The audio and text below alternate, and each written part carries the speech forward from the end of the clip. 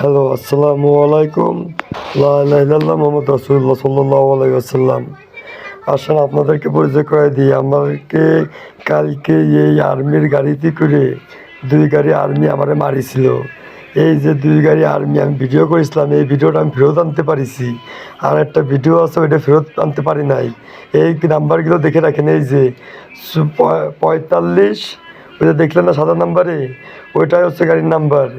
এই যে আছে দেখেন, এই আছে আর্মি, এই ২ গাড়ি আর্মি ফেরির উপরে আমার মোটরসাইকেল মিস্টার ওয়াকারুজ্জামানের কথা মতো তারা সিন্ডিকেটে দাঁড়ানোর পরে ট্রাক ড্রাইভাররা আমারও যদি ব্যাকআপ না দিত, এক ট্রাক ড্রাইভাররা তারা ধরে মারিও ফেরির উপরে আমার জন্যে। ঠিক আছে, তারপরে তারা এই গাড়িতে আমার ওই জায়গাতে গাড়িতে তুলে নিয়েই যাবি। হ্যাঁ, তা ওই থেকে লোকজন বলেছে যে কেন নিয়ে যাবেন, আমার বউয়ের সামনে আমাকে হেনস্থ করা হয়েছে, আমি বাংলাদেশের সিটিজেন। তারা নাকি আমাদের সিটিজেনের টাকায় চলে না, আর্মির নাকি ফুটনির বাপের টাকা আছে। ঠিক আছে, ওর মার ফুটনি টাকা, ওই টাকাতে নাকি সব কিছু চলে, ওরা বেতন পায়। আমাকে কিভাবে আমার সাথে হেনস্থ করলো, আমি আমার সাংবাদিকতার কার্ড দেখালাম।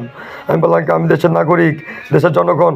কয়েক কোনো জনগণের খাওয়া নেই, আমরা আর্মি পাওয়ারই সেরা পাওয়ার, আমরা কেউ ঠাপাইনি, আমরা দেশের জনগণ। তাই কি আমি আপনি আমার টাকায় চলেন, তো আপনার টাকায় চলি, তাই কি হয়েছে, আমি আপনার টাকায় চলে আপনারই গুদ মারি।